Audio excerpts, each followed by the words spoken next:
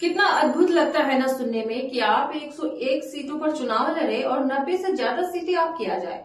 लेकिन क्या हो कि इसी बीच एक खबर निकलकर सामने आए कि आपका एक अपना ऐसा साथी, क्या बैसाखी कहिए, वो एक मजबूत बैसाखी जो बिहार नहीं दिल्ली में भी अपनी सरकार चलवा रहा हो, उसका एक बहुत खास व्यक्ति जाकर लालू प्रसाद यादव से मुलाकात कराए।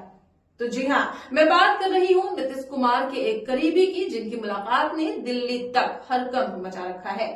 आज की बड़ी खबर आपको बता रही हूँ और ये बेड़ा गर्क सिर्फ और सिर्फ बीजेपी के नेताओं के बर बोलेपन की वजह से नहीं है, बल्कि एनडीए में ये टकराव की कहानी खुद गोदी मीडिया के हरकतों की वजह से आज आपको दिखाऊंगी कि लगातार बीजेपी को खुश करने के लिए कोई गुरेज नहीं है। मुझे कहने में कि मोदी साहब को खुश करने के लिए जो बढ़ चढ़कर ज्यादा से ज्यादा सीटें दी जा रही है, उसने नीतीश कुमार का पारा चढ़ा दिया है। ये नीतीश कुमार भी जानते हैं और खासकर बीजेपी भी कि आप 101 सीटों पर चुनाव लड़े हो, 90 सीटें भी अगर आपकी आ जाए तो भी चिराग पासवान, हिंदुस्तानी आवामी मोर्चा और उपेंद्र कुशवाहा 20 सीट ले आए तो भी आप सरकार नहीं बना पाएंगे। आपको तब भी जनता दल यूनाइटेड की जरूरत पड़ेगी, नीतीश कुमार की जरूरत पड़ेगी। लेकिन अगर नीतीश कुमार साथ छोड़कर महागठबंधन में चले जाए तो ये खबर क्यों निकल कर आई, कहां से निकल कर आई, इसके पक्के सबूत आपको दिखाएंगे। लेकिन इसके साथ साथ आपको ये भी दिखाने जा रही हूँ कि ये खेल क्यों गोदी मीडिया की वजह से हो गया। नीतीश कुमार को एक ऑफर मिल गया है, आप आइए, साथ सम्मान के साथ वही पद मिलेगा जिस पद की चाहत के साथ आप लगातार एनडीए के साथ बैठे हैं। जी हाँ, एक बार फिर से तेजस्वी यादव कुर्बानी दे तो बड़ी बात नहीं, क्योंकि इस बार महागठबंधन की तरफ से जो कहा गया है उस पर गंभीरता से न केवल विचार किया जा रहा है, बल्कि अंदर खाने से खबर ये है कि नीतीश कुमार के करीबी ने लालू प्रसाद यादव से जाकर मुलाकात कर ली।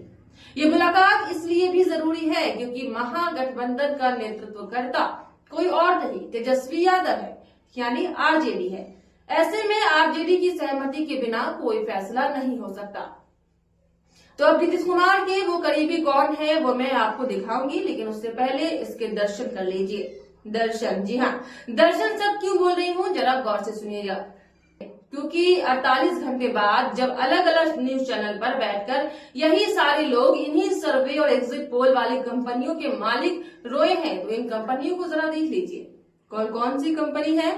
मेड्राइज है, वो कहता है कि 147 से 167 सीटें एनडीए जीत रही है। बहुत बढ़िया, बहुत बहुत शुभकामनाएं एनडीए को।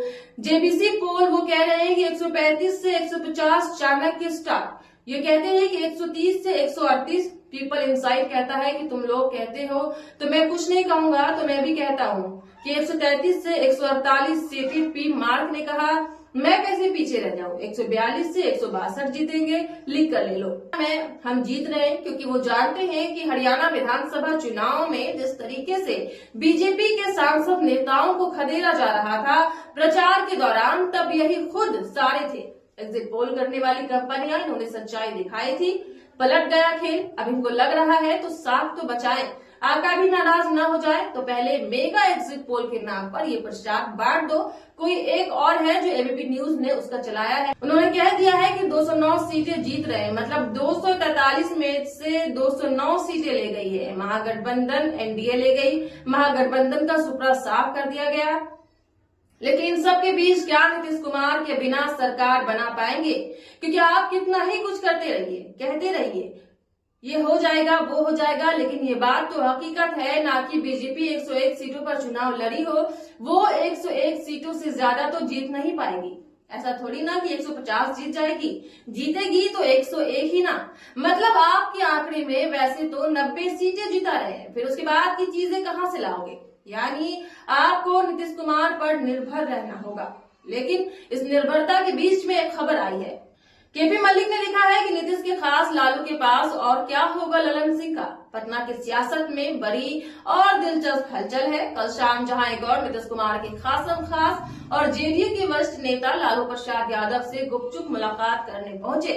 ये मुलाकात इस दौर में और ज्यादा संभव हो जाती है दोस्तों, जब 11 तारीख यानी दूसरे फेज की वोटिंग से ठीक पहले जब प्रचार का आखिरी दौर चल रहा था, 9 तारीख शाम का वक्त था, अंधेरा हो चुका था, तो अमित शाह एक चुनावी रथ पर खड़े थे। एआईएआई का माइक पहुंचता है, उसका पत्रकार पहुंचता है, सवाल पूछता है और सवाल के जवाब में अमित शाह सीधे कहते हैं कि बिहार में बीजेपी की सरकार बनेगी। यह खबर हमने और हमारे चैनल ने पहले भी आपको दिखाई है। ग्राउंड रिपोर्ट तक दिखाई कि कैसे जेडीयू के वोटर्स तक ये कह रहे थे कि जेडीयू को लेकर कहा जा रहा था कि जनता दल यूनाइटेड के वोटर्स ये समझ चुके हैं कि जिस तरह के हालात बनाए जा रहे उसमें नीतीश कुमार के नाम पर वोट तो कास्ट कर दे। ये भी, लेकिन क्या नीतीश कुमार मुख्यमंत्री बनेंगे, इसको लेकर संशय है।